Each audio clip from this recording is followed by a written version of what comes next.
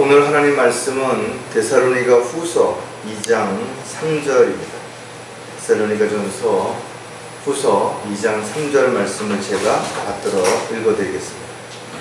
아무도 어떤 모양으로든지 너희를 미혹하지 못하게 하라.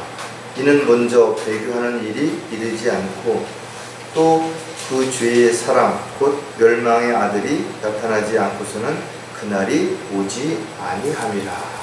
잠깐 말씀을 위해서 기도드리겠습니다. 세상이 점점 죄악으로 가득 차고 사람들마다 자기를 사랑하고 또 폭력과 불법이 성행하는 그러한 사실들을 우리는 목도하고 있습니다.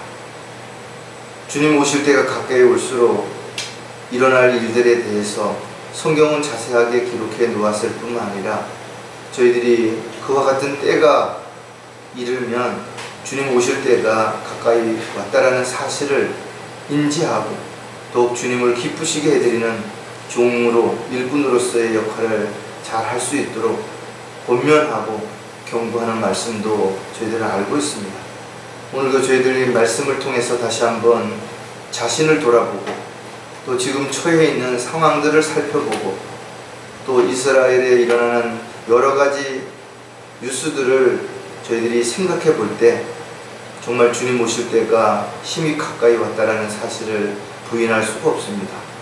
그렇다면 저희들은 무엇을 하며 어떻게 살다 주님을 만나야 할지 다시 한번 깊이 생각할 수 있는 그런 시간이 되도록 역사해 주시옵소서.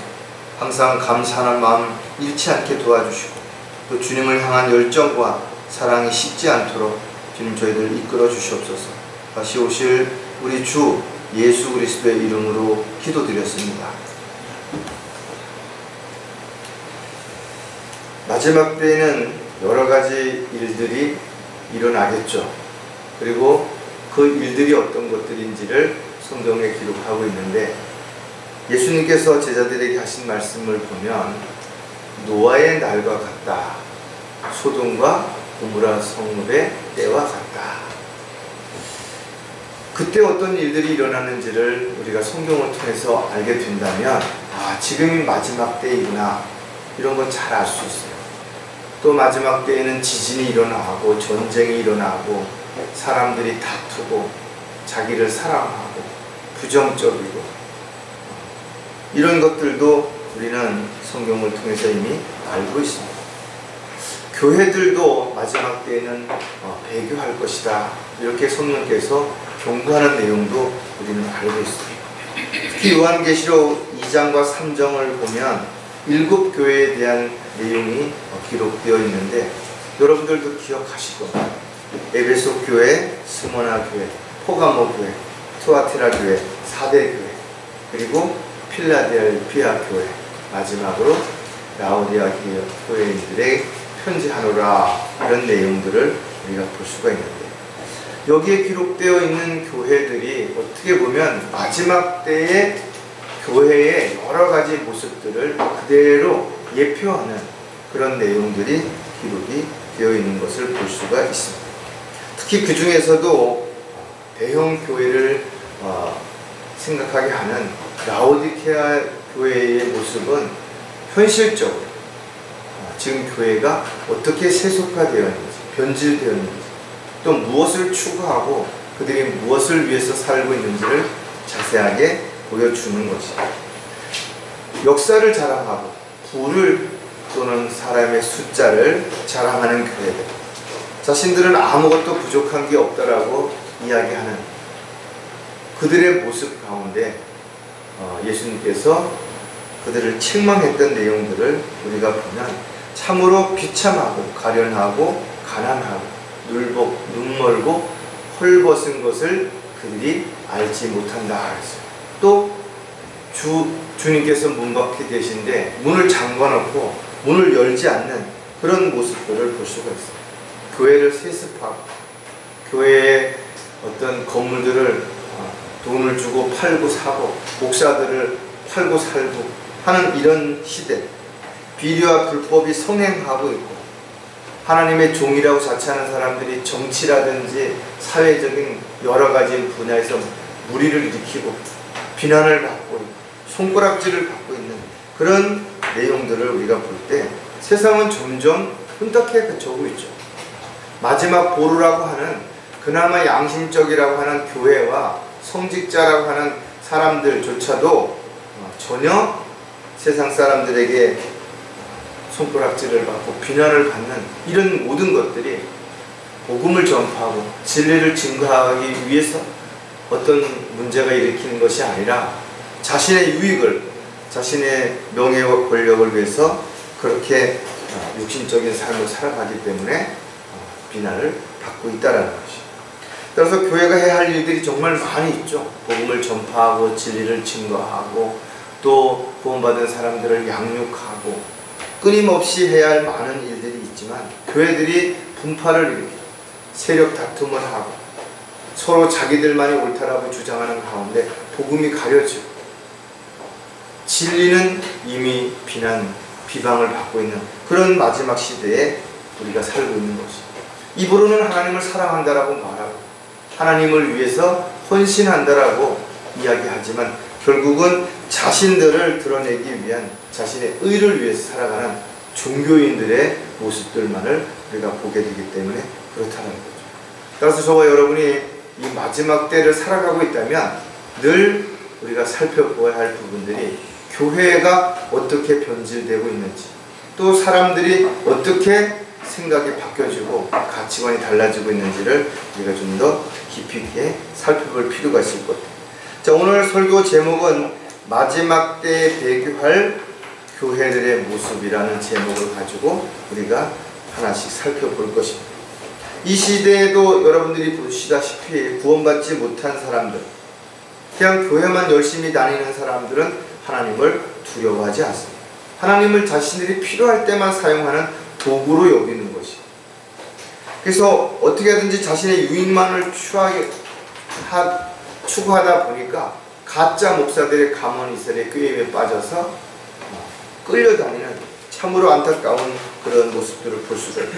하지만 머지않아서 자신들이 무엇을 어떻게 하면 살았는지에 대한 평가를 받게 될 것이고 주님께서는 그 모든 것들을 다 드러내실 뿐만 아니라 거기에 합당하게 상과 유업을 주실 수도 있고 또 그것으로 인해서 심판을 받을 수도 있게 될 것입니다. 하나님의 원칙은 행한 대로 갚아주시는 것이죠. 자신이 무엇을 어떻게 했든 거기에 합당한 방법으로 갚아주신다는 것. 예외는 한 사람도 있을 수 없다는 것. 자신이 무엇을 어떻게 했든 누구 때문에 그렇게 했든 이런저런 핑계와 변명도 아무도 내세울 수 없을 것이다. 따라서 구원받지 못한 사람들은 백부자 심판석에서, 그러나 구원받은 그리스도인들은 그리스도의 심판석에서 심판을 받게 될 때 저와 여러분이 수치와 부끄러움을 당하지 않기 위해서는 늘 정신을 차리고 깨어 있어야 될 뿐만 아니라 늘 주님과 함께 동행하고 주님이 기뻐하시는 도구로 일꾼으로 합당하게 살아야 됩니다. 하지만 저와 여러분이 살다 보면 실수할 때 있죠. 죄를 질 때도 분명 있을 겁니다. 그럼 낙담하거나 좌절하지 말고 그럴 때 즉시 자백하고 돌이켜서 주님이 기뻐하시는 일꾼으로 종으로서의 모습을 다시 회복해야 되는 것이죠. 오늘 여기에서 책망받은 에베소, 포가모, 투아티라 교회의 어떤 책망받은 내용들이 마지막 때에 있을 교회들이 행할, 또 행하고 있는 그런 내용들이라는 것을 우리가 한 번쯤 생각해 본다면 여기에서 우리가 다시 한번 많은 교훈을 얻게 되고 또 우리 스스로가 우리 개인적으로 또 우리 교회가 이와 같은 일들이 일어나고 있는 것은 없는지 또 이런 것을 우리가 간과하고 있는 것은 없는지를 정확하게 다시 한번 살펴보고 점검하고 또 바로 잡을 수 있는 그런 계기가 됐으면 좋겠습니다. 자, 마지막 때에 배교할 교회의 첫 번째 모습은 어떤 모습인가 하면 바로 사랑이 식어진다라는 거예요. 성경은 믿음, 소망, 사랑 다 중요하지만 그 중에 사랑이 가장 중요하게 여기는 이유는 모든 것은 사랑으로 시작이 되고 사랑으로 마무리되기 때문에 그런 것입니다. 우리가 죄를 용서받을 수 있었던 것도 하나님의 사랑인 것이죠. 하나님의 자녀가 된 것도, 또 앞으로 우리에게 주어질 많은 특권도 하나님의 은혜와 사랑 가운데서 값없이 주어진 하나님의 선물이라는 것이죠. 그런 이런 선물을 받은 하나님의 자녀들이 하나님의 종으로 일꾼으로 살아가야 할 우리가 이 사랑이 식어지면 그때부터는 하나님이 원하시고 기뻐하시는, 또 하나님께서 우리에게 요구하시는 그런 삶을 살아갈 수가 없다는 거죠. 에베소 교회의 내용들을 우리가 한 번쯤 살펴볼 텐데, 에베소 교회는 칭찬받은 게 사실 많이 있죠. 그러나 책망받은 부분도 분명 있다라는 거죠. 이 세상에 살고 있는 사람들 누구도 다 못하는 것만은 아니에요. 분명 잘하는 게 있습니다. 그러나 또 잘못된 부분들을 돌아보고 고치고 변화되고 또 돌이킬 수 있다면 더 좋은 삶을 살 수 있기 때문에 그런 것이죠. 에베소 교회는 목적된 이라는 의미를 가진 정통적 교회를 예표하는 거예요. 그러니까 어떻게 보면 아주 바른 교회를 예표하는 겁니다. 신약 교회, 성경대로 믿으려고 하는 교회, 그런 모습들을 그대로 보여주는 내용들을 우리가 요한계시록에서 살펴볼 수 있는데, 요한계시록 2장 한번 우리가 찾아보겠습니다. 요한계시록 2장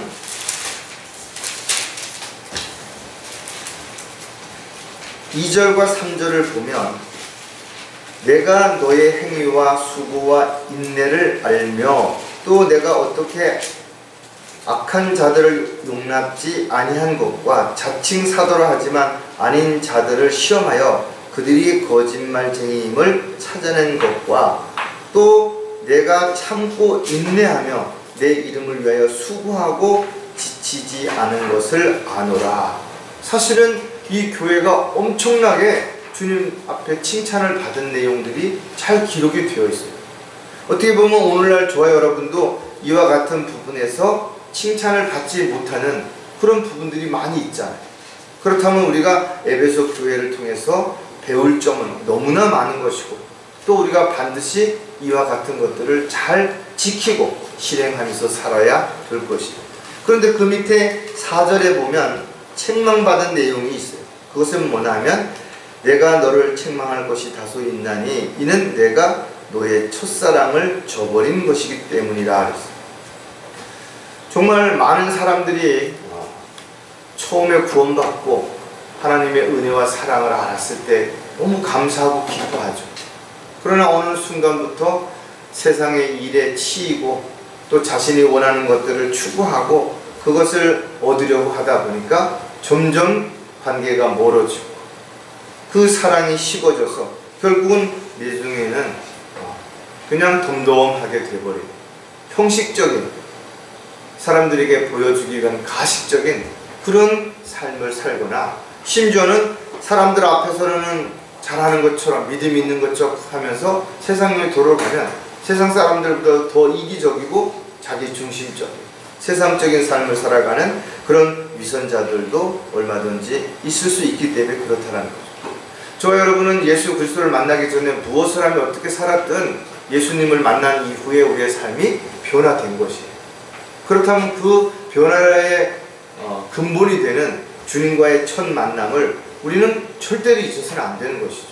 그래서 우리가 힘들고 어려울 때도 주님과의 그 첫 만남을 기억한다면, 또 우리가 행복하고 정말 모든 것이 잘 될 때도 주님과의 만남을 생각한다면 주님과의 관계가 절대로 멀어지거나 소홀해지지 않을 수 있다는 거죠. 그래서 이 교회가 많은 일들로 인해서 칭찬을 받았음에도 불구하고 어느 순간부터 주님과의 이 첫사랑이 식어짐으로 인해서 뭔가 교회 안에 문제가 생기고 교회가 결국은 배교하는 그런 결과를 가져오는 하나의 단서가 됐다라는 것을 우리가 여기에서 교훈으로 얻을 수가 있어요.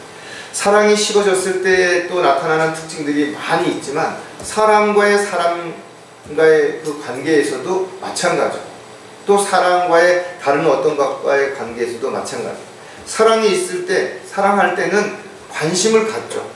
사랑하는 사람이 뭘 생각하는지, 뭘 좋아하는지, 뭘 싫어하는지 뭘 하고 싶어 하는지 관심을 갖지만, 그러나 사랑이 식어지면 그런 게 전혀 관심거리가 안 되는 거죠. 뭘 하면 살든 무관심해지거나, 또는 뭘 하려고 하면 무조건 반대를 하거나, 이런 일들이 일어날 수 있다는 거죠. 그래서 사랑이 식어졌을 때에 어떤 일어나는 일들을 몇 가지 하나씩 살펴보면, 그 첫 번째가 가족들도 외면한다라는 거죠. 사람이 태어나면서 가장 먼저 부모와의 만남, 그리고 그 부모와의 사랑이 시작이 되는 거지. 그래서 가족이라고 하는 이 관계는 세상 말로 물보다 진한 것이, 뗄래야 뗄 수가 없는 것이, 하늘이 맺어준 인연이기 때문에 이 관계는 계속해서 이어갈 수밖에 없는 것이. 문제가 있다고 해도, 어떤 상황이 안 좋다고 해도 이 관계가 유지될 수밖에 없어. 어떤 시기든 유지가 되는데, 그 유지가 좋은 유지가 되느냐, 나쁜 유지가 되느냐, 서로에게 유익이 되느냐, 서로에게 힘들고 어려운 상황이 되느냐, 이런 것들이 바로 사랑이 식어졌을 때 이런 일들이 일어날 수밖에 없다는 거예요. 또 더 사랑하는 무언가가 생겼을 때도 물론 마찬가지겠죠. 그 사랑하는데 온통 마음을 뺏기게 되면 자신에게 소중했던 가족들을 외면해 버리는 거지. 따라서 우리가 지식적으로는 너무나 잘 알죠. 부모님을 공경해야 되고, 자식들을 사랑해야 되고, 서로 이해하고 배려하고, 이렇게 한 마음 생각으로 살아가야 되는데, 그러나 살면서 조금 뭔가 서운하다고 해서, 뭔가 성격이 안 맞는다고 해서, 뭔가 서로 입장이 다르다고 해서 이런저런 이유로 인해서 헤어지거나 또는 사별하거나, 이렇기 때문에 여러 가지 생각지도 않았던 많은 일들이 생기는 것이죠. 디모데전서 5장 8절에 보면, 만일 누군가가 자기 친족, 특히 자기 가족을 돌보지 않는다면 그는 믿음을 부인한 자요, 불신자보다 더 나쁜 자니라. 교회 다니는 사람들 중에도 가족들과의 관계를 아주 철저하게 끊고 왕래도 안 하고 그러는 사람들도 있죠. 왜냐하면 처음에는 뭐 좋은 의도였었겠지만, 한 번, 두 번 가서 복음을 전하려고 한다든지, 뭔가 교회를 가자고 한다든지 이랬을 때 그것으로 인해서 다투거나 서로 간에 분쟁이 일어나고, 이것이 이제 빌미가 돼서 가족 간에 다툼이 일어나고, 그러면 부모와 자식 간에 또 형제들 간에 이런 것으로 인해서 거리감이 점점 멀어지게 되고, 그 다음에는 왕래조차 안 하는 거예요. 하지만 우리가 기억해야 되는 부분들은, 그들이 어떻게 하든 간에 그렇다고 해서 우리도 똑같이 해서는 안 된다라는 거죠. 참고 인내하고 배려하고, 그러는 가운데 그들이 변화될 수 있도록 기도하고, 또 선한 영향력을 끼칠 수 있도록 본이 되고, 이런 삶을 통해서 가족들이 모두 주 안에서 주님이 주시는 평안과 기쁨 안에서 감사하며 살 수 있도록, 그 관계를 유지할 수 있도록 서로가 끊임없이 노력해야 되는 것이. 좋을 때, 잘해줄 때, 자기에게 도움을 줄 때만 생각하고 잘해주는 건 가족이 아니죠. 때로는 그보다 더 어려울 수도 있습니다. 특히 우리가 하나님을 믿는 사람이라면, 사람이 자기 집안을 다스릴 줄 모르면 어떻게 그가 하나님의 교회를 돌볼 수 있어요? 이게 목자에게만 해당되는가? 영적인 가장도 마찬가지고, 또 형제들 간에도, 형이라면 또 누나라면 마찬가지로 자식들이라면 다 서로를 잘 돌보고 섬기는 가운데서 주 안에서 승리할 수 있고, 믿음 안에서 굳건하게 자신을 세워갈 수 있도록 그렇게 해야 되는 거죠. 이것이 사랑이 없이는 불가능하다 이죠. 내가 왜 그렇게 해야 되냐, 내가 왜 손해를 보고 내가 왜 맨날 억울하게 당해야 되느냐, 이렇게 생각을 한다면 할 수가 없죠.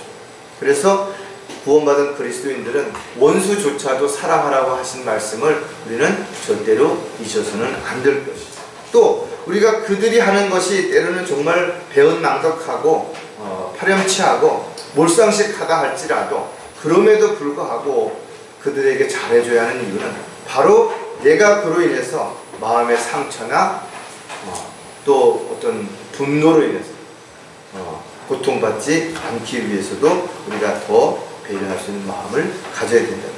자, 사랑이 식으면 그 다음에는 교회에 어떤 일이 일어나느냐, 교회에 분열이 일어난다는 거죠. 가정에서의 문제는 가정으로서만 끝나는 게 아니에요. 이 가족들이 모여서 교회에 또 하나의 조직을 형성해 가고 있기 때문에 한 가정에 문제가 생기면 또 한 지체에게 문제가 생기면 다른 지체들이 동일하게 고통을 받게 되고 어려움을 받게 되는 것을 우리는 너무나 잘 알고 있죠. 그래서 사실 지역교회 하나가 세워지는 것은 참으로 어려운 것입니다.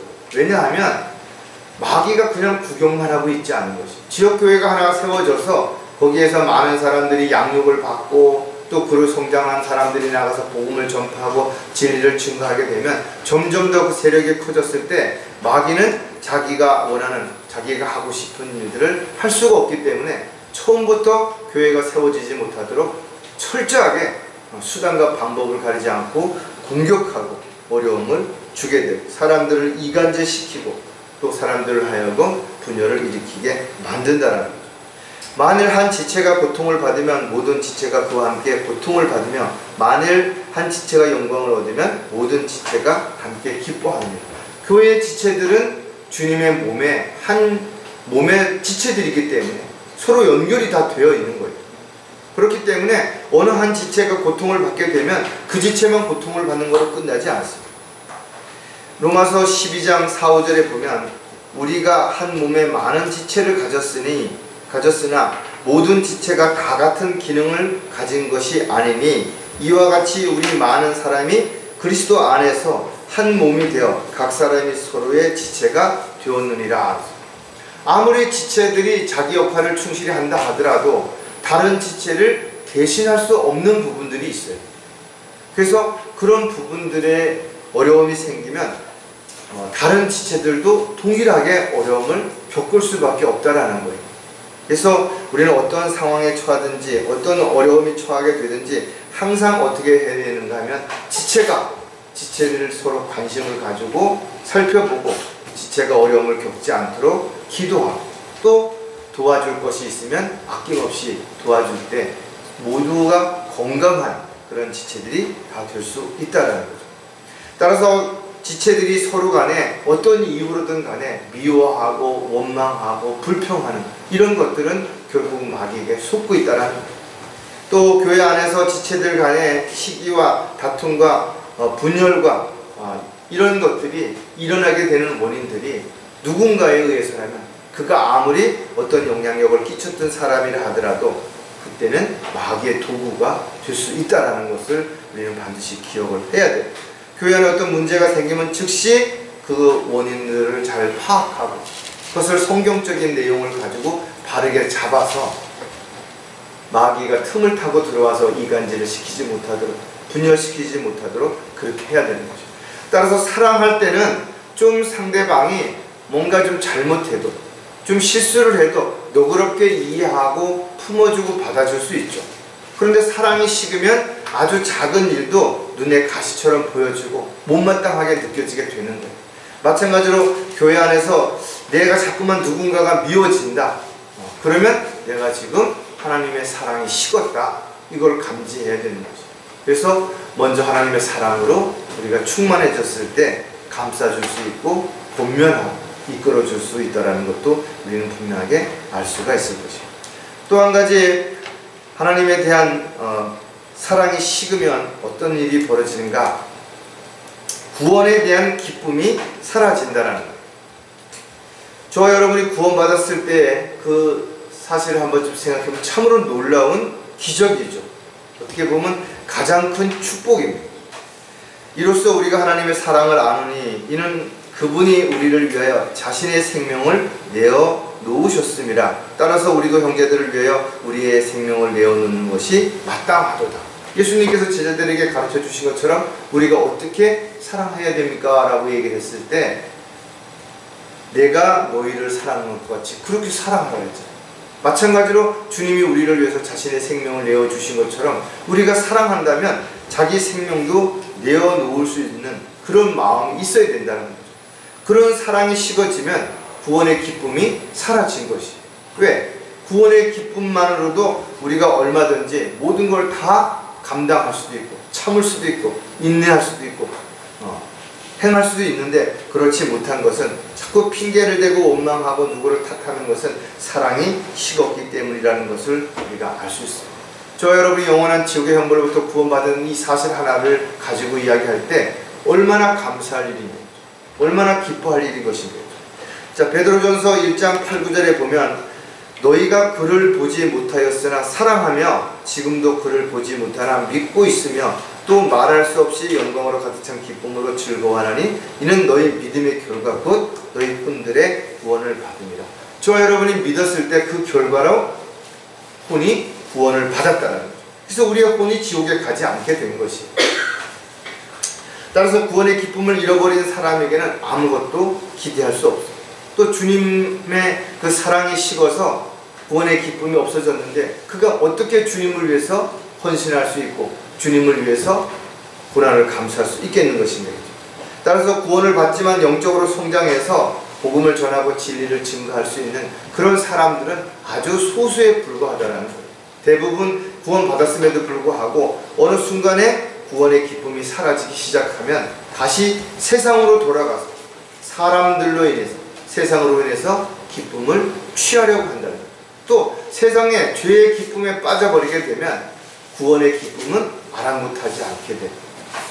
육신적이고 세상적인 아무런 열매를 맺지 못하는 그런 삶을 살아가는 거예요. 신명기에 보면 우리에게 어떻게 하나님을 사랑하는지를 가르쳐주고 있는데 너희는 어떻게 하라 그랬어요? 온전히 내 마음을 다하고 내 혼을 다하고 내 힘을 다하여 주 너희 하나님을 사랑할지니라. 마음과 혼과 힘을 다해서 주님을 사랑해야 된다는 거죠. 따라서 주님을 사랑하는 그리스도인들은 스스로 고난을 참여하고 하늘의 소망을 두고 살기 때문에 세상의 영향을 덜 받게 되는 것이고 세상의 유혹을 단호하게 뿌리치고 주님을 따라서 험난하고 고통스럽지만 그 길을 묵묵히 갈 수 있다는 거죠. 자, 마지막 때에 배교할 교회들의 두 번째 모습은 어떤 모습인가 하면 발라함의 교리를 따른다는 거예요. 포가모 교회는 바로 이 내용에 대해서 책망을 받은 교회인데 숱한 교론, 세상과 연합이라는 뜻을 가지고 있습니다. 쉽게 말하면 우상을 숭배하는 그런 타협하는 교회의 예표라는 거죠. 적절하게 사람들과 또 세상과 타협해서 세상으로부터도 인정을 받고 세상으로부터도 뭔가를 유익을 취하려고 하는 그런 교회. 즉 우리가 요한계시록 2장 13절에서 우리가 볼 수가 있는데 내가 너희 행위와 내가 거하는 곳을 아노니 곧 그곳은 사탄의 자리가 있는 곳이라.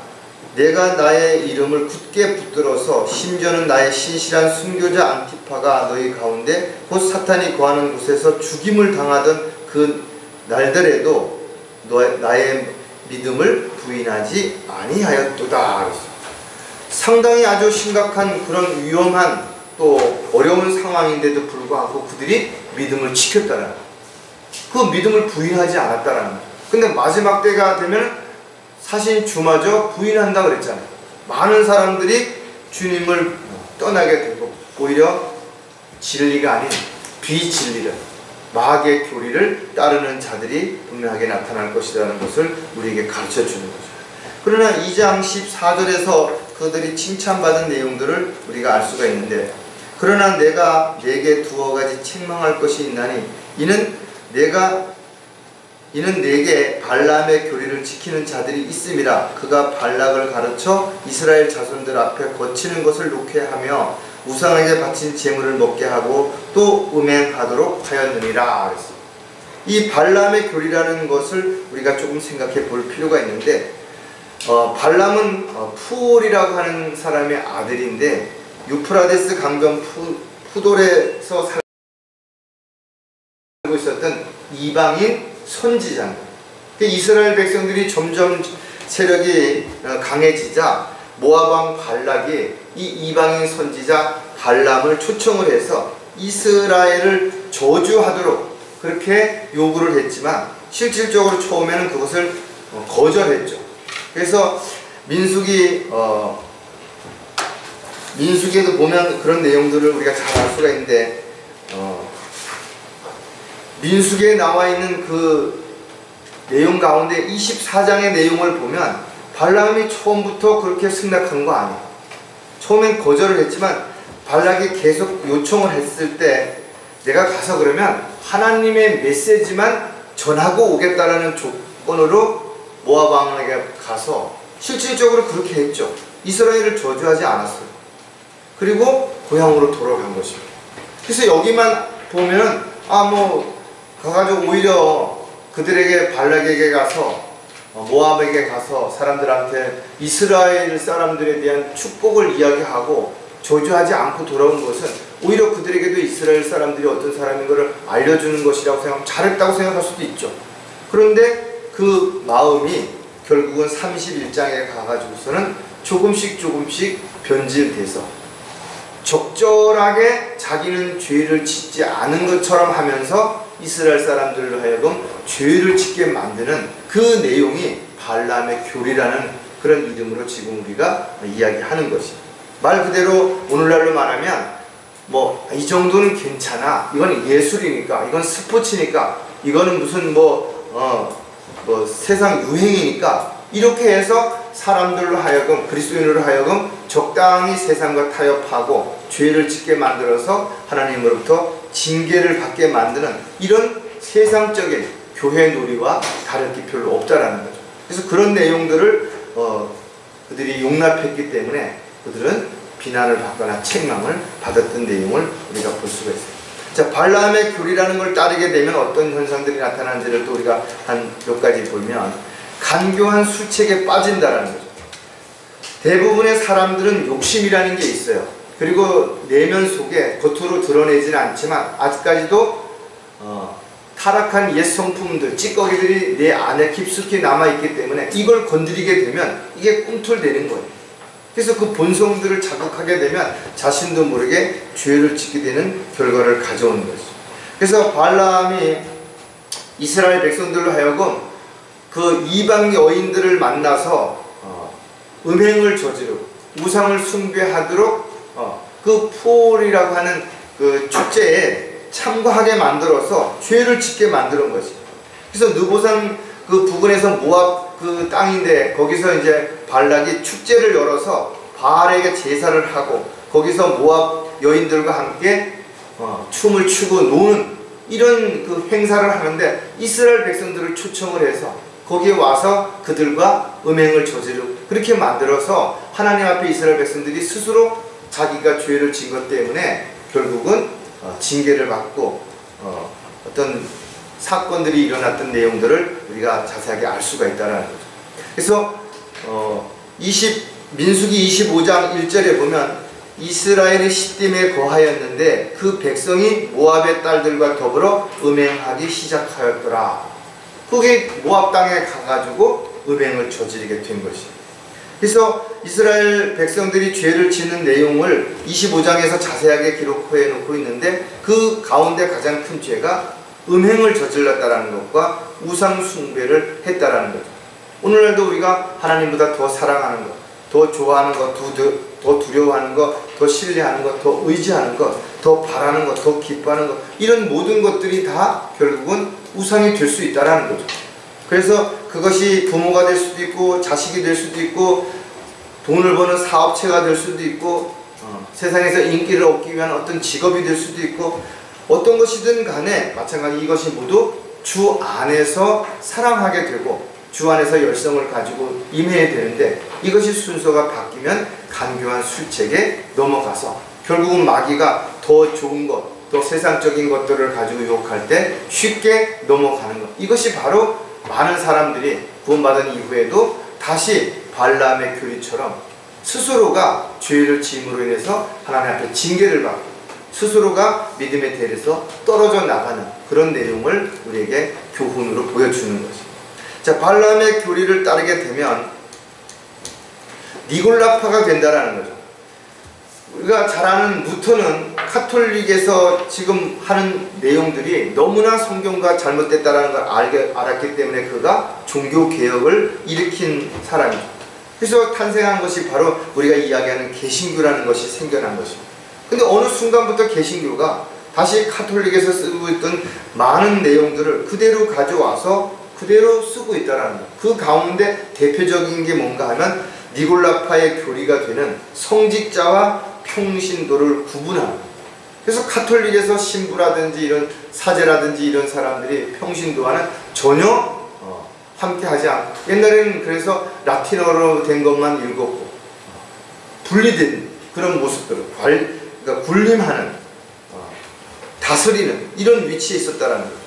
근데 우리가 성경에서 알다시피 베드로에게 예수님께서 말씀하신 것처럼 양무리를 돌보되 어떻게 하라고 그랬어요? 본이 되라 그랬어요. 양무리들을 막 후달구고 막 어떻게 막 강요하고 명령만 내리고 자신을 하지도 않고 그렇게 하는 것이 아니라, 목자는 양 앞에 서서 푸른 물가로, 잔잔한 물가로, 푸른 초장으로 양들을 이끌어가는 그런 역할을 해야 되는데, 자기는 가지도 않고 양의 가죽을 쓴 이리처럼 하루하루 양들의 기름을 채취해가는 이런 모습들이 바로 니골라파의 한 진면목을 보여주는 거라는 거죠. 베드로전서 5장 3절에 보면 하나님께서 맡겨주신 자들을 지배하려 하지 말고 오직 양무리의 본이 되라는 거죠. 오늘날 많은 목자라고 하는 사람들이 성도들을 지배하죠. 그래서 아주 종 부리듯이 막 부려먹거나 자기 필요한 것을 착취하기 위해서는 언제든지 희생하고, 또 자기가 다른 데로 가면서 뭐 팔아먹기도 하고, 온갖 수단과 방법을 가리지 않고 자신의 유익과 배를 취하기 위해서 하는 이런 모든 행위들이 결국은 니골라파와 일치하는 내용들이라는 것을 우리가 알 수 있는데, 마지막 때에는 이런 사람들이 더 많이 성행한다. 오늘날도 보면 아주 신처럼 자기가 뭐 자칭 재림 예수라고 이야기하는 사람들도 있고, 특별한 자기가 계시를 받았다라고 이야기하면서 말도 안 되는 이야기를 하는 그런 사람들이 있는데, 의외로 그런 사람들 앞에 수많은 사람들이 모인다 이거죠. 그 거짓 교리, 거짓말에, 왜? 자신들의 귀를 즐겁게 해줄 달콤한 말을 속삭이기 때문에 영적 무지한 자들은 그들의 실체를 알지 못하니까 결국은 그들에게 끌려가고 종처럼 이렇게 벗어나지 못하고 따라가고 있다라는 거죠. 자, 발람의 교리를 따르게 되면 걸림돌이 된다라는 거예요. 많은 사람들이 작은 돌에 걸려 넘어지죠. 큰 돌에 잘 안 넘어져요. 마찬가지로 처음부터 뭔가 크게 문제가 있다 이런 사람이 이야기를 하면 잘 안 듣죠. 그런데 자기가 볼 때 너무나 많은 부분에서 잘하고 있는 거예요. 그러니까 어떤 작은 흠이 발견됐다 하더라도 사람이 뭐 완벽할 수 있나? 누구나 흠이 있지. 그러면서 그냥 덮어주기 시작을 하고 하나씩 하다 보면 결국은 언젠가는 그 사람으로 인해서 실족하게 되는 결과를 가져올 수 있게 되는 것이죠. 그래서 많은 사람들이 그랬던 것처럼 지금도 그렇지만 이 발락이 그 짜는 교리에 대수롭지 않게 생각하는 거예요. 뭐 나만 그런가? 다른 사람들도 다 그런데. 아니 뭐 이 세상에 살다 보면 그럴 수도 있지. 뭐 그걸 가지고 그렇게 할 수 있는, 당신은 그럼 완벽하냐? 이런 식으로 이야기를 하다 보니까 문제가 될 수 있다라는 거예요. 민수기 31장 16절에 보면 이들이 발람의 계략을 통하여 이스라엘 자손으로 푸울의 사건 때에 주를 거역하여 범죄하게 하여 주의 회중에 역병이 있었느니라 이렇게 있어요. 그러니까 발람이 계략을 짰다라는 거예요. 그 계략이 뭐냐니까 이스라엘 백성들이 그 축제에 참여할 수 있도록 슬쩍 뭔가 기회를 만들어 준 거예요. 그 일로 인해서 수많은 사람들이 역병에 걸려서 죽게 됩니다. 왜? 하나님 앞에 죄를 졌기 때문에 그 죄값으로 역병이 돌았던 거예요. 오늘날도 마찬가지로 직접적으로 어떤 사람을 죄를 짓게 너 이거 해라 저거 해라 하고 하지 않았다 하더라도 어떤 말이라든지 행동을 슬쩍 보여줌으로 인해서 그 사람 스스로가 아무런 죄책감 없이 그 일들을 행함으로 인해서 죄를 짓게 된다면 결과적으로 누군가는 그 사람을 죄를 짓게 만드는 매개체가 됩니다. 그 걸림돌이 되고 장애물이 될 수 있다라는 거예요. 그것을 우리가 거기에서 이야기하는 거예요. 로마서 14장 13절에 보면 그런즉 우리가 더 이상 서로를 판단하지 말고 도리어 형제들 앞에 거치는 것이나 방해물을 놓지 아니하였는지 판단해야 할 거라 그랬어요. 실질적으로 많은 사람들이 그렇죠. 뭐 내가 그 사람한테 그렇게 하라고 시킨 것도 아닌데, 그런데 누군가가 나를 신뢰하고 또 내가 하는 거를 늘 잘 따라하던 사람이 있다면 그 사람이 내가 하는 모습을 보고 어떻게 해요? 넘어가 버려요. 이런 문제들이 생길 수 있다는 거죠. 따라서 아무리 비슷해 보인다 하더라도 그 안에 뭔가 계략이 있다면 결과적으로 그 계략으로 인해서 누군가는 넘어지게 되고, 이 발람의 교리를 따르게 되는 사람들로 인해서 또 다른 사람들이 넘어질 수 있는 계기가 되기 때문에 저와 여러분이 언제 어디서 누구를 만나든 무엇을 하든 간에 그 말과 행동에 있어서 정말 조심해야 돼요. 또 자신이 하는 모든 것들이 다른 사람에게 어떤 영향력을 끼치고 있는지 정확하게 알고 거기에 합당하게 자신이 처신을 해야 되는 거죠. 따라서 교회가 책망받지 않기 위해서는 이와 같이 누구에게인가 서로에게 걸림돌이나 그 사람이 실족하는 계기를 만들어주는 도구가 돼서는 안 된다는 거죠.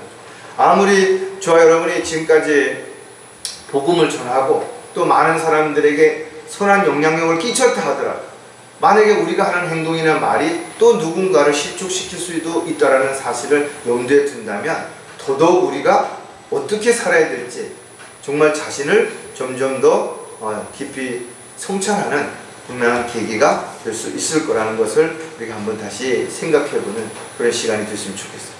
자, 마지막 때에 배교할 교회들의 모습 가운데 하나를 더 보게 되면 비진리와 타협한다라는 거죠. 투아티라 교회가 책망받은 이유가 바로 그런 부분이에요. 투아티라 교회는 고통의 향기라는 뜻으로 박해를 받는 교회를 예표하는 겁니다. 바른 믿음과 바른 말씀 가운데 살아가면 이단이라고 비난을 받기도 하고 욕을 먹을 수도 있죠. 그럼에도 불구하고 그 교회가 지속적으로 유지할 수 있었던 것은 많은 형제 자매들이 기도하기 때문에 그것이 가능한 거예요. 또 말씀 안에 중심이 바로 서 있기 때문에 비난을 받다가도 결국은 하나님께 영광을 돌려드리는 그 결과를 우리가 열매로 보여줄 수 있다는 것도 한 번쯤 생각해 봐야죠. 2장 19절을 보면 내가 내 행위와 사랑과 봉사와 믿음과 내 인내와 내 행위를 아노니 나중 행위가 처음보다 더 많도다. 사실 많은 사람들이 구원받은 이후에 열정이 식잖아요. 열심히 하다가 어느 순간 되면 점점점 식어지는데 이 지금 투아티라 교회는 오히려 처음보다 나중이 더 칭찬을 받았다라는 거죠. 한두 가지가 아니죠. 행위와 사랑과 봉사와 믿음과 내 인내와 행위가 모두 다 칭찬을 받을 만큼 정말 잘했던 그런 교회라는 거죠. 어떤 어려움과 박해와 시련과 고통이 있어도 그것을 잘 참고 견뎌낸 그런 예표를 가지고 있는 이 교회도 책망받을 게 있었는데 20절에 보니까 계시록 2장 20절에 보니까 그러나 내게 두어 가지 책망할 것이 있나니 이는 내가 자칭 여선지자 이세벨이라는 여자를 용납함으로써 그녀가 내 종들을 가르치고 유혹하여 행음하게 하고 우상에게 바친 재물을 먹게 하기 때문에 오늘날 많은 교회들이 여자 목사를 받아들여서 여자 교회가 목회를 하는 데는 많이 있죠. 분명 성경적으로 봤을 때 여자는 가르치는 것을 금했는데도 성경에 이것을 보란듯이 인정하고 받아들인다. 기독교 문화라는 이름으로 교회 안에 깊숙이 자리 잡은 수많은 거짓 교리들, 비진리들. 근데 이런 것들이 문화라는 이름으로 또 하나의 전통이라는 이름으로 너무나 오랜 동안 뿌리를 내리고 있기 때문에 사람들은 그런 것이 잘못된 것조차도 알지 못하는 것이죠. 또 성경을 가르치지 않기 때문에 성경적으로 교리적으로 뭐가 잘못됐는지 잘 모르는 거예요. 그래서 사람들은 관심도 없을 뿐만 아니라 관심을 가지려고 하지도 않고 오히려 관심을 갖는 사람들은 이상하다고 교만에 빠졌다라고 비난을 받기도 하는 것입니다. 따라서 하나님 중심이 아니라 세상 중심이 되어버린 교회, 하나님 앞에 인정받는 교회가 아니라 사람들 앞에 인정받으려고 하는 교회, 하나님의 사랑을 실천하는 것이 아니라 인간적인 사랑을 실천하려고 하는 교회, 그러다 보니까 기복신앙이 판을 치는 교회, 이런 교회가 되어버린 것이 우리가 지금 마지막 때의 모습이라는 것을 우리가 알 수가 있죠. 따라서 그들이 주장하는 것이 무엇이든 간에 하나님의 뜻과 계획과 또 하나님의 명령에서 벗어난 것이라면 이것은 결코 하나님이 원하시는 것이 아니라는 것이죠. 아무리 대단한 학문인 것 같고 많은 사람들이 설득을 당해서 그것을 지키고 한다 하더라도 그것이 진리가 아니라 결국은 비진리가 되는 것이고, 그 비진리를 행하게 된다면 그는 결국은 하나님이 아닌 세상이나 사람들과의 타협을 이미 이뤘다는 증거를 스스로 입증하는 결과를 가져오기 때문에 그런 것이죠. 따라서 마지막 때에 일어나는 일들 가운데 하나가 뭔가 하면 진리가 비방을 받고 많은 사람들이 비진리와 타협해서 오히려 마귀의 교리를 따를 것을 성령께서 경고하고 있는 것입니다. 자, 비진리와 타협하게 되면 또 어떤 특징들이 드러나는가 하면 영적 분별력을 잃게 된다는 거죠. 우리가 영적으로 거듭나서 또 영적인 분별력을 가지고 조금씩 성장해 가다가도 영적인 병에 걸려서 영적인 눈이 흐려지면 잘 못 보게 되죠. 그리고 그것으로 인해서 잘못 판단하게 되고 또 그것으로 인해서 자기가 행동을 바르게 하지 못할 수도 있게 되는 것입니다. 그래서 마지막 때에는 비진리에 대한 부분들이 성경에 많이 기록이 되어 있습니다. 또 그런 가짜들이 진짜를 흉내내서 가짜 사도, 가짜 일꾼, 가짜 목사, 가짜 선교사 이런 사람들이 결국은 수많은 사람들을 영적으로 무지한 사람들을 끌고 가버리다 보니까 구덩이에 같이 빠지게 되는 거죠. 따라서 모양만 그럴듯하다고 해서 십자가만 걸어놨다고 해서 또 목사라고 지칭한다고 해서 그 교회가 하나님이 세운 교회인지 아닌지를 분별하는 것은 영적인 분별력을 가지고 있어야 되는데, 이 분별력이 흐려지면 눈에 보이는, 육신적인 눈에 보이는 큰 건물, 많은 사람들이 모이는 곳, 또 그 교회에 나오는 사람들이 어떤 직업, 어떤 또 역할을 사회적으로 인정을 받는 이런 것들이 하나의 잣대가 돼서 그 교회가 하나님이 원하는 교회다, 훌륭한 교회다, 무슨 교회다 이렇게 평가하는 결과를 가져오는 것입니다. 하지만 영적인 분별력을 가지고 봤을 때 참으로 그들이 헐벗고 굶주리고 아무것도 알지 못하는 것을 알게 된다면 빠져나와야 되잖아요. 그러나 빠져나오지 못하는 이유는 그것을 못 보는 거예요. 이미 오랜 동안 세뇌돼서 그 밤낮에 심취해서 진짜를 눈앞에 두고도 먹으려고 하지 않는 것이죠. 로마서 16장 17절에 보면 형제들아 내가 너희에게 권고하노니 너희가 배운 교리에 역행하여 분열을 일으키고 공박하는 자들을 주의하고 그들에게서 떠나라. 디모데 전서에서도 동일하게 이런 내용들이 있대요. 뭔가 잘못 가르치고 벗어났으면 벗어나야 되는데 그것을 일단은 분별하지 못하기 때문에 맞는지 틀린지도 모르고, 또 분별했다 하더라도 영적으로 너무나 어린 데다가 너무나 인간적인 가족관계, 친구관계, 혈연, 지연 뭐 이런 것들을 얽히설키 되다 보니까 뿌리치고 나오지 못하는 사람들이 너무나 많이 있다라는 거예요. 고린도전서 11장 19절에 보면 너희 가운데 이단들도 있어야만 하리니 그래야만이 너희 가운데 인정받는 사람들이 나타내게 되려. 알곡과 쭉정이에 대한 비유도 있잖아요. 벗어나지 못한 채 그 안에서 그러는 내용을 가지고 있는 사람들이 많이 있다라는 거죠. 물론 그들 중에 구원받은 사람들이 있다면 그들이 이 다음에 지옥에 안 가고 구원받았으니까 하나님을 가겠죠. 그러니까 지금 이왕 이런 상태에서 분리가 잘 안 되는 것이 왜? 영적으로 무지하기 때문에 이야기를 해도 못 알아듣는 것이. 따라서 성경에 특히 교리에 대하여 가르침을 정확하게 말씀하는 내용들을 우리가 잘 살펴보면, 분별력을 가지고 살펴보면 무엇이 잘못됐고 무엇이 올바른 건지를 잘 알 수 있는데, 분별력을 잃게 되면 이것을 분별할 수가 없게 되는 것이죠. 그러다 보니까 비진리의 달콤함에, 비진리의 어떤 특별한 것에 세뇌될 수밖에 없게 된다는 거죠. 자, 비진리와 타협하게 되면 누군가를 실족하게 만든다는 거죠. 바울이 고린도 교회 복음을 전파할 당시에 여러 가지 내용들이 있었죠. 그 사건들 가운데 교회에 나오는 사람들이 시장에서 파는 고기를 먹는 그 부분으로 인해서 이제 어떤 논쟁이 벌어지기 시작했던 것을 볼 수가 있었어요. 당시에 그 상황을 보면 항구 쪽에 그 배를 가지고 있거나 뭐 이런 사람들은 아주 부자였겠지만 그 나머지 사람들의 일을 하는 사람들은 생활이 아주 어려웠던 거예요. 그러니까 일은 힘든데 비해서 고기를 먹을 수 있는 그런 형편이 안 되니까 그들이 고기를 먹을 수 있는 유일한 방법이 뭔가 하면 시장에 가서 그 우상에게 바쳐졌던 재물들이 다시 이제 시장에 나오는 거예요. 그러니까 그런 고기는 아주 헐값에 팔렸던 거죠. 그러니까 그 고기를 그들이 사다 먹는 모습을 보고 이제 사람들이 아니 우상에게 바친 재물을 먹는다.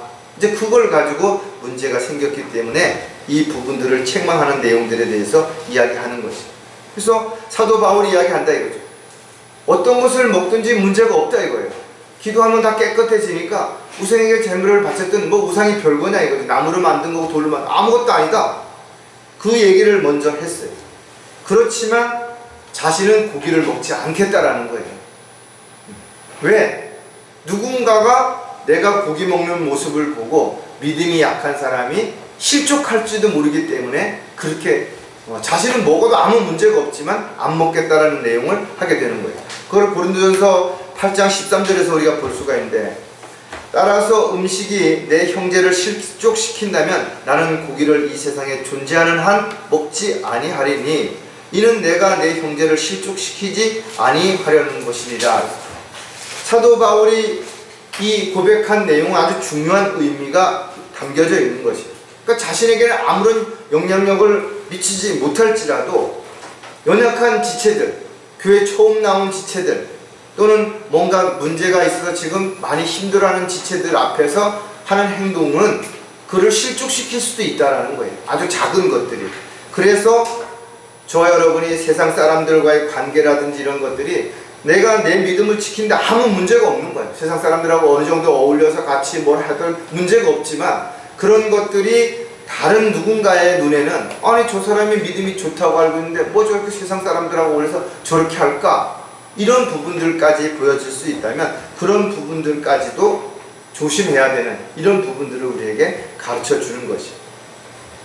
따라서 세상과 타협하는 자들은 사도 바울의 고백을 악용해서 뭐 적당히 술도 마시고 같이 어디 클럽에도 좀 가고 난 가서 거기 가서 나쁜 짓만 안 하면 되지 이런 식으로 넘어가게 만드는 이런 부분들이 있죠. 그래서 교회 안에서 이런 일들이 비일비재하게 일어나도 책망하지 않는다 이거죠. 왜? 그런 거 하나씩 다 책망하게 되면 교회에 나올 사람들이 별로 없어지게 돼요. 안 되죠. 그래서 그냥 모른 척 하고 있는 거죠. 하지만 우리가 이야기했던 것처럼 사람이 살면서 완벽할 수는 없어요. 그러나 우리가 더 나은 나를 만들려면 어제보다 오늘보다는 내일이 뭔가 하나님 보시기에 변화되는 또 성장하는 이런 모습으로 살아가는 그런 저와 여러분이 반드시 돼야 될 것입니다. 따라서 저와 여러분의 말과 행동에 있어서 조심하되 혹시라도 어떤 버릇이라든지 습관 같은 것들이 남아있다면 그런 것들을 우리가 더 고치려고 하는, 그래서 더 많은 힘들고 어려운 일들이 있지만 감수해야 되는 그런 부분들도 우리가 반드시 실행을 해야 되는 것입니다. 자, 비진리와 타협하게 되면 불법을 행하게 된다는 거죠. 정치인이라든지 연예인이라든지 유명 인사들이라든지 분명히 죄를 지었죠. 뉴스에도 보면 무엇이 죄를 졌고 증거들도 나타나요.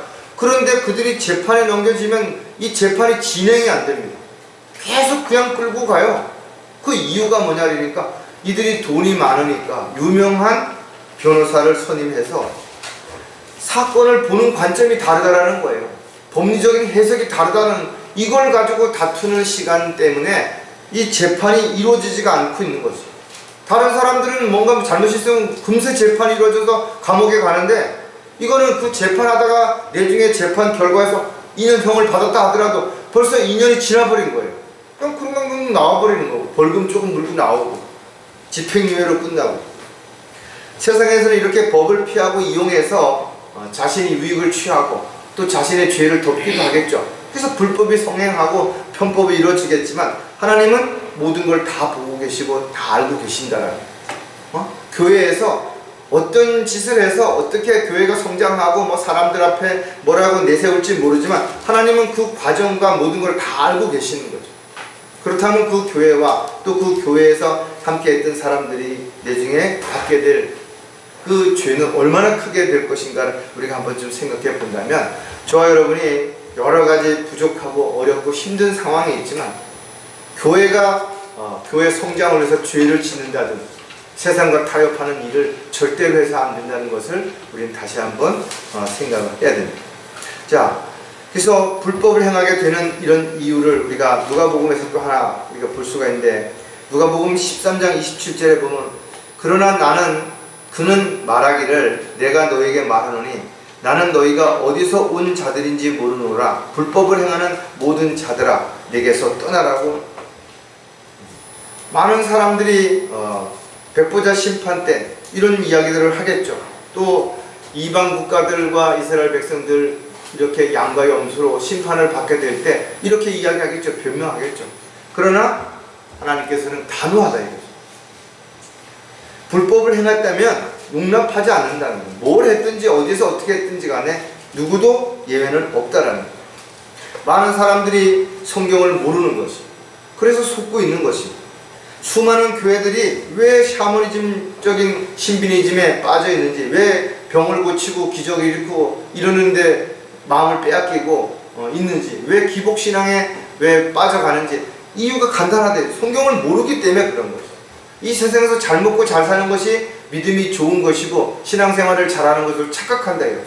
그렇다면 고난을 스스로 자초하고 고난과 어려움을 스스로 극복하기 위해서 참고 인내하는 사람들은 뭘 잘못하고 있는 건가요? 왜 그러고 있는 것인가요? 예수님을 따르던 제자들이 박해를 받았고 어려움을 겪었던 것이 그럼 그들이 잘못했기 때문인 것인가요? 오늘날 신실한 그리스도인들이 박해를 받는 것은 죄를 졌기 때문이네요. 많은 사람들이 불법이 행하고 있는 이 세상에서 자기도 그걸 동조하고 있고 그걸 따르고 있기 때문에 오히려 신실하게 바르게 하려고 하는 사람들을 통해서 자기가 비교되니까 그를 비교하고 비난하고 손가락질하고 이러는 일들이 마지막 때에는 오히려 진리가 비방을 받게 되고 신실한 사람들이 공격을 받게 되는 이런 일들이 일어날 것을 우리에게 가르쳐주고 있다는 겁니다. 따라서 비진리는 지금도 성행하고 있지만 앞으로 주님 오실 때가 가까이 오면 올수록 점점 더 성행하게 되겠죠.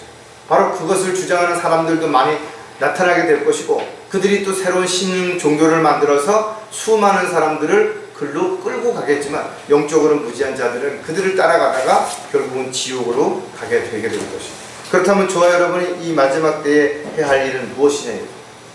때를 어떤지 못 어떤지 지속적으로 복음을 전하고 또 성경에 기록되어 있는 진리의 말씀을 선포하는 도구로 일꾼으로 살다가 주님을 만날 수 있도록 늘 건강을 위해서 또 열정을 위해서 또 스스로 자존감이 떨어지지 않도록 우리가 기도하는 저와 여러분이 되시기를 주님의 이름으로 부탁을 드리겠습니다. 기도하겠습니다.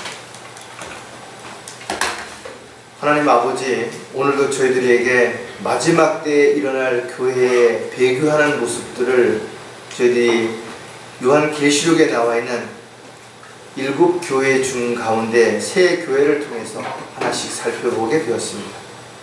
정말 여러 가지 징조들이 마지막 때에 일어날 일들과 일치하고 있다는 것을 저희들은 너무나 잘 알고 있기 때문에 지금이 마지막 때요, 주님이 오실 때가 심히 가까이 왔다는 것에 대해서 누구도 이 일을 제기하지 않습니다. 그렇다면 저희들 각자에게 남은 시간이 얼마인지 모르지만 그 시간 가운데 세상과 타협하지 말고 세상의 유혹에 넘어가지 않고 마귀의 미혹을 뿌리치고 주님 오실 때까지 잘 달려갈 길을 마칠 수 있도록 주님 도와주시옵소서. 항상 주님의 은혜와 사랑에 감사함으로 사랑이 식지 않도록 인도해 주시고 늘 바른 진리를 따라서 세상과 타협하지 않고 오직 주님만을 바라보며 주님만을 따라가는 저희들의 생애가 되도록 주님 함께해 주시옵소서. 다시 오실 우리 주 예수 그리스도의 이름으로 기도드렸습니다.